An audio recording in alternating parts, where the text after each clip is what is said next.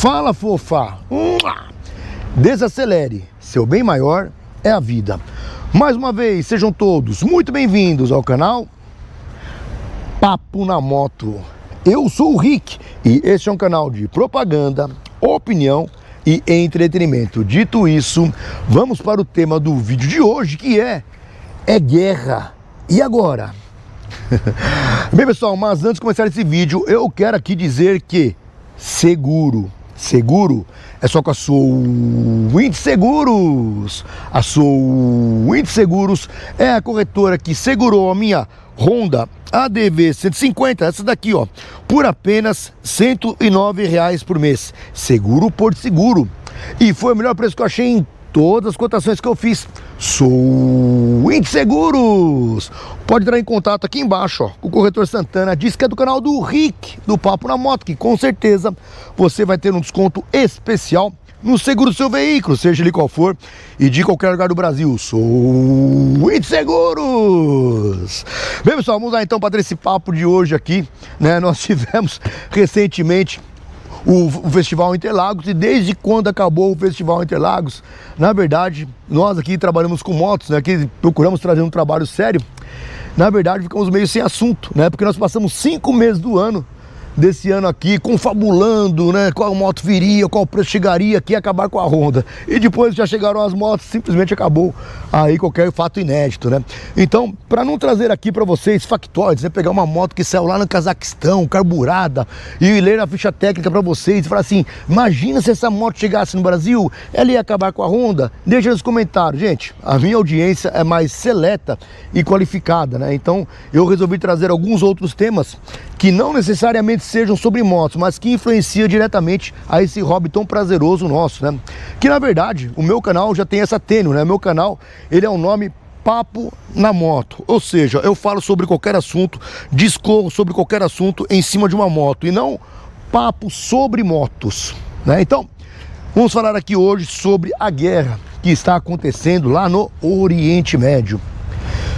Bem, como não é segredo para ninguém, há mais ou menos uns 10, 12 dias atrás, Israel bombardeou de forma preventiva o Irã, porque, segundo eles, o Irã estava aí na iminência de ter a sua bomba nuclear. E isso seria, com certeza, um baita problema para Israel, né? Então Israel foi lá e bombardeou o Irã. E o que o Irã fez? O Irã pegou, bombardeou de volta Israel. O que Israel fez? Bombardeou de volta o Irã. O Irã fez, bombardeou de novo Israel, até que eis que me entra em cena Donald Trump, o poderosíssimo presidente americano, né? E ele vai lá e ontem, né, sábado à noite, ele bombardeou 3 usinas nucleares no Irã, né? Colocando fim, segundo eles falaram lá, qualquer possibilidade do Irã ter uma bomba nuclear a médio prazo, né? E com isso aí, pessoal, a gente fica pensando, o que vai acontecer agora? Quais serão as consequências, né, desse problema todo que está acontecendo lá no Oriente Médio, mas que vai ter reflexos aqui no Brasil? Eu vou explicar para vocês já qual, tá, pessoal? Mas a gente precisa entender, antes de tudo, qual é o contexto dessa guerra, né? O porquê que está acontecendo essa guerra. E essa guerra aí, pessoal, isso aí acontece desde quando o mundo é mundo, né? Se a gente pegar aí 200 anos depois de Cristo, né, 100 e poucos anos depois de Cristo, lá do tempo dos cruzados, né, as cruzadas com os templários. Os templários eram uma milícia da igreja, né, que pegavam lá os fiéis e faziam uma segurança para ir até a Terra Santa, para não serem saqueados e pegos pelos árabes, né? Então existiam os templários que faziam esse trabalho. Aí a guerra era total contra os árabes. Aí depois os árabes venceram aquela região, viu, Saladino, né, e tudo mais. Então sempre, desde quando o mundo é mundo, aquela situação ali é complicada.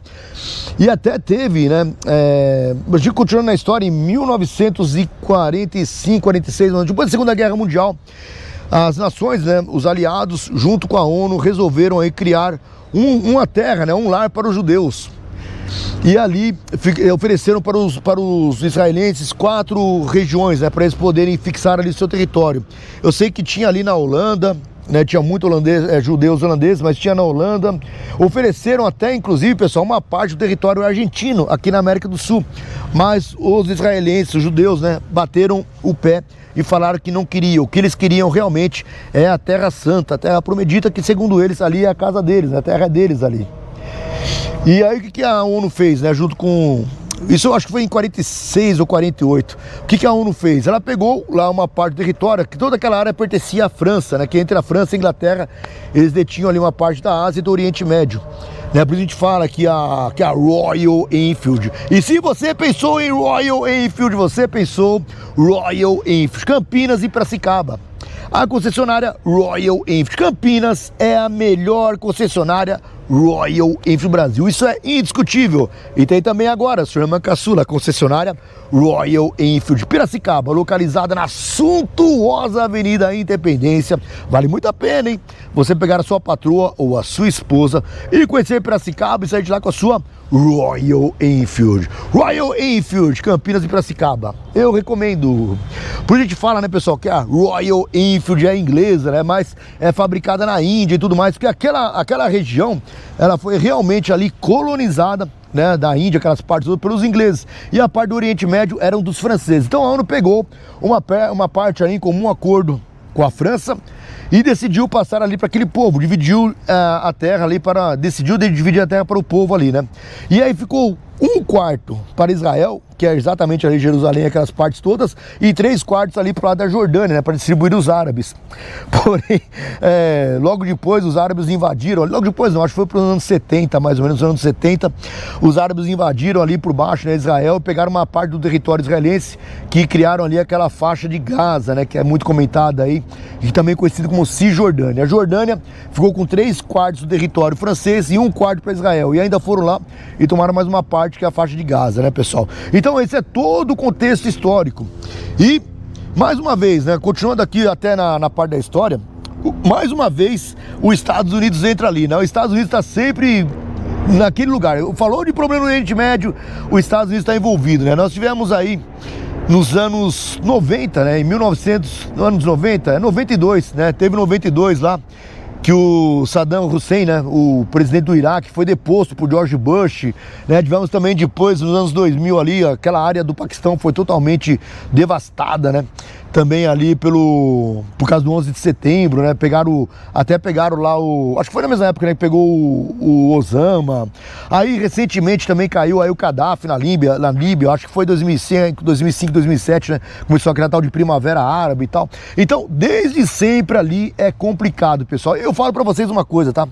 Nós iremos passar dessa para melhor, os nossos filhos também, e não vai ter solução, claro, nunca vai ter solução, porque o vértice de tudo isso aí, o vértice do problema está justamente na religião, tá? Se vocês se aprofundarem, posso trazer um outro vídeo falando sobre isso, mas até pela Bíblia diz, até pela história bíblica diz, que as duas religiões, né, partiram exatamente do mesmo laço, né? Um saiu pro lado dos muçulmanos e o outro saiu ali pro lado dos judeus, né? Mas isso pode ser história para um outro vídeo que eu posso trazer para vocês, né? Mas o grande problema é esse, ali não é uma terra, né? Aquela terra lá onde está Israel, pessoal, não tem nada ali. Ali não tem petróleo, ali não tem gás, não tem nada. Só tem ali a Terra Santa, né? Que é Jerusalém, que é justamente o que é disputado, tanto pelos árabes ali, né? Pelo povo muçulmano, como pelo povo judeu, né? Pelo povo tradicional aí da igreja. Então vou fazer o seguinte, pessoal, eu vou subir aqui agora na minha ADV, Honda ADV 150, como eu falo, é um papo na moto. E a partir de agora que eu já trouxe o contexto de como é que é, de uma forma bem resumida, tá? De como acontece o problema lá, eu vou subir na moto e dizer no que atualmente nós poderemos ser impactados com esse problema. Inclusive aí para a questão das motos, né? O que vai acontecer agora com a guerra lá? Bora lá. Bem, pessoal, vamos lá. E enquanto eu vou colocando aqui as minhas luvinhas, eu quero agradecer a TCP Pneus Remold. A TCP Pneus Remold produz pneus de extrema qualidade e segurança há mais de 20 anos. TCP Pneus Remold. Vamos lá, pessoal. Deixa eu só falar para vocês, tá? Antes de finalizar aqui essa parte do contexto, eu não tenho lado algum nessa guerra, tá, pessoal? Eu não tenho lado algum. Eu, sinceramente, eu não tenho opinião formada de nenhum dos dois lados. Não é que eu sou isentão nem nada, pelo contrário, vocês sabem que eu tenho opiniões bem contundentes aí sobre qualquer tipo de assunto, mas esse eu não consigo ver, como falei aí, né? Eu não consigo ver quem tá certo e quem tá errado. Sei que uns vão falar aí que Israel foi vítima lá em outubro de 2024 do terrorismo do Hamas, né? E agora a outra situação é o Irã, que dá apoio para o Hezbollah, também um grupo terrorista.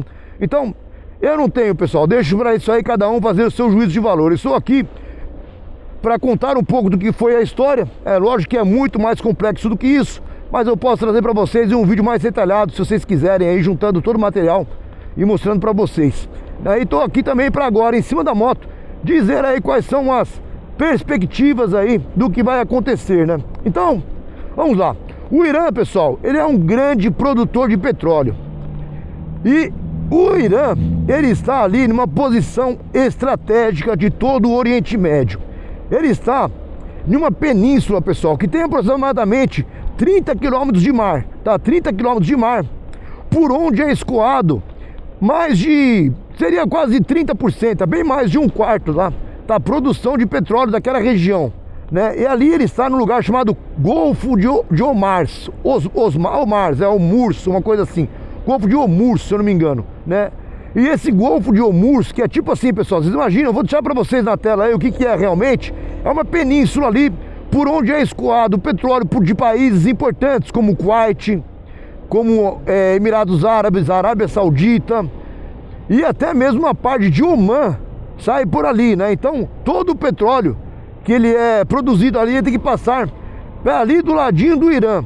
Você fala assim, Rick, mas tem 30 quilômetros, tá? Para os petroleiros, né, passarem mais distante aí do Irã. Não, não dá, pessoal, porque desses 30 quilômetros, somente 6 quilômetros são realmente navegáveis por esses petroleiros, né? Que é a parte mais funda ali, que dá para passar esse tipo de embarcação. E ali, quem controla essa área é o Irã. E hoje, domingo, estou gravando para vocês aqui, domingo, dia 22 de junho, o Irã falou que vai fechar aquela área, né? Então vai impedir ali o escoamento de grande parte do petróleo daquela região. Como falei, países como o Kuwait, um grande produtor de petróleo, que nos anos 90 era o segundo maior produtor do mundo, Arábia Saudita, Omã, entre outros ali dos Emirados Árabes, não terão como escoar o seu petróleo, que não tem como passar, gente.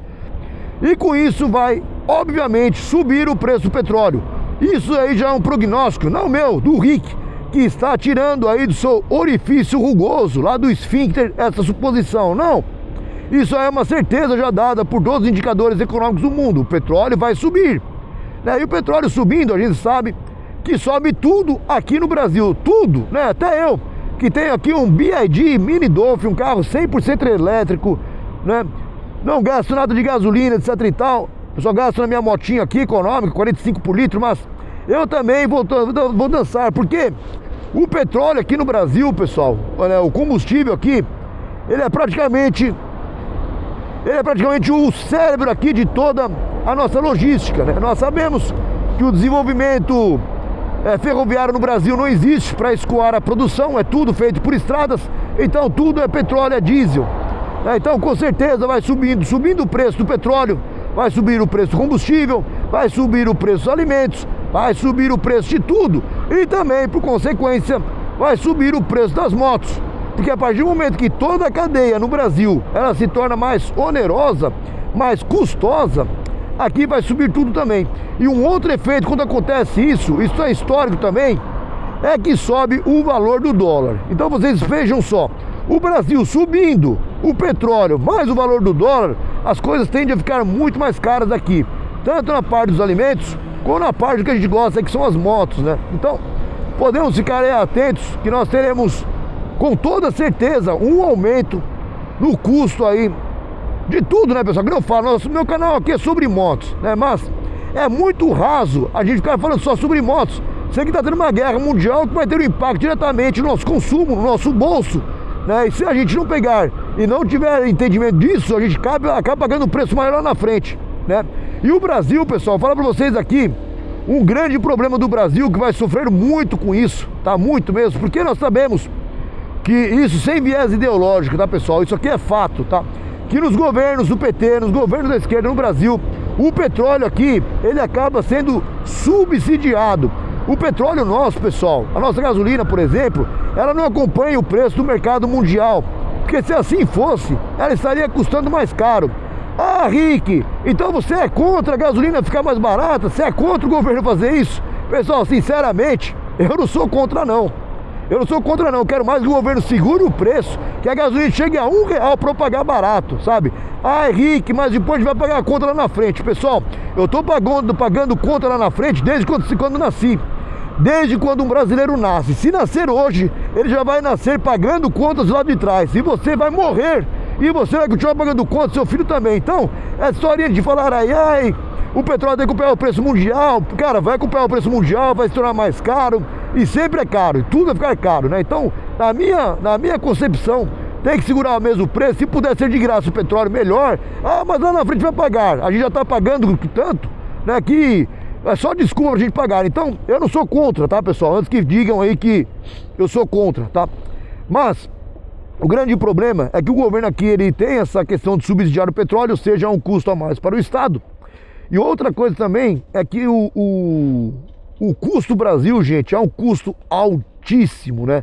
Então tende o dólar a ficar ainda mais escasso aqui e mais caro o dólar, e por consequência alimentos, combustível e tudo mais. Para vocês terem uma ideia do custo Brasil, né, o custo Brasil, eu estava vendo um dado, né? Em 1995, nós tínhamos no Brasil uma população de 118 milhões de habitantes. 118 milhões de habitantes em 1995, né? 30 anos atrás. E nós temos agora, e nós tínhamos na época, tá? 1995, 118 milhões de habitantes, nós tínhamos 5 milhões e 400 mil funcionários públicos, tá? Nós temos agora, em 2025, em torno de 215 milhões de pessoas, e nós temos 11 milhões e 600 mil funcionários públicos. Ou seja, deu mais de 110% de aumento do funcionalismo público numa população que aumentou de 40%, 48%. Então, o Brasil, pessoal, ele é uma máquina aqui, é uma máquina de produzir pobreza, né? Não é possível, em lugar nenhum do mundo, a população subir 48% e o funcionário público subir 120% o número, né? Então, nós temos um custo Brasil altíssimo, nós temos um governo que não está preocupado em reduzir custos, pelo contrário, sempre foi a tênue do governo, né? Pelo menos o governo socialista, em aumentar, né, o dinheiro circulando na base, né, circulando na sociedade, e com isso aí gera inflação, porque imprime dinheiro, imprime títulos públicos, aumenta a inflação. Aumentando a inflação, aumenta o preço de tudo. E aí eles colocam lá um tal de Postman, lá no IBGE, que o cara martela os números e diz que a inflação é de 1% ao ano, que a menor taxa de desemprego da história, 5%, que o Brasil nunca teve tão bom, né? Lembra até aquele livro de George Orwell, né? 1984, né? O Big Brother lá. Então nós temos toda essa dificuldade. Nós temos um Estado, um elefante de Estado, um Estado caríssimo, um número de funcionários públicos altíssimo, tá? Eu nem falo funcionário de chão, assim, sabe? Mas nós temos aí funcionários públicos, poucos funcionários que ganham muito, com muitas mordomias. Então o Estado, ele sai muito caro para o contribuinte, né? E infelizmente é uma conta que nós vamos ter que pagar e continuar pagando. E já que o Estado é caro, ele tem que se pagar, tem que se manter. E como é que se mantém? Aumentando impostos. Então o Estado, no Brasil, onde não diminui o gasto público e aumenta impostos, a tendência é criar pobreza, tá? Não é tirar pessoas da pobreza, é criar pobreza, ok? Então nós teremos aí, infelizmente, momentos difíceis. Até para terminar o vídeo aqui agora, nós teremos momentos difíceis, e o meu conselho, né, se é que conselho vale alguma coisa, né, que se fosse bom ninguém dava, vendia, mas eu diria que coloque as barbas de molho, né? Se você puder, evite financiamento, evite dívidas, faça aí um pezinho de meia, porque lá na frente nós teremos problemas. Ó, eu poderia trocar de moto tranquilamente, né? Mas estou com minha moto aqui no 2022, ela me atende muito bem, né? Eu não tenho necessidade de outra coisa, então eu não me meto em dívida, eu não compro nenhuma moto minha, nenhum bem meu, eu compro a prestação, eu não faço dívida para nada, não compro carro, casa, nada, a prestação. Eu junto o dinheiro e quando eu tenho eu vou lá e compro, né? Então as coisas funcionam assim. Então a única coisa que eu digo para vocês é: aguardem, tempos difíceis virão. Temos aí aquilo que pode ser definido como tempestade perfeita, em um momento onde há guerra, aumento de petróleo, aumento do dólar no Brasil, com um Estado brasileiro onde é extremamente deficitário, que gasta muito, que quer pôr dinheiro na economia de base, né? Que tem um amplo sistema aí de benefício social. O Brasil é muito benefício social, né? Então é um Estado caríssimo aí para o povo brasileiro. Temos tudo isso aí no meio de uma guerra agora, né? Que o Irã que o Irã deve aí desistir da guerra, é bem provável, né? Não tem mais como continuar, levar esse cara mais pra frente, que ele foi dizimado, né? O Israel acabou com a marinha do Irã, acabou também com as defesas aéreas, Estados Unidos sobrevoou lá tranquilamente, sem problema algum, acabou também. Então, quer dizer, o Irã vai ter que jogar a toalha, mas o grande problema são os reflexos que isso vai trazer aí para a economia, tá certo, pessoal? E eu queria saber de vocês a opinião, o que vocês acham, que isso não vai dar em nada, ou que isso realmente vai ter problemas. Queria saber a opinião de vocês, pra gente aqui ampliar e elevar a discussão, tá certo? Como eu falo, a minha audiência aqui é uma audiência muito seleta e muito qualificada. Eu costumo ler os comentários aqui, sempre comentários inteligentes, sempre. É coisa diferente que eu vejo em muitos canais aqui, mas para isso depende também do comentário de vocês, para dizer aí o que vocês acham, tá certo? Então deixa os comentários e deixa o like também, pessoal. Mais uma vez, muito obrigado a todos, até a próxima, valeu! It's okay to ask for help. Don't need to fix it all by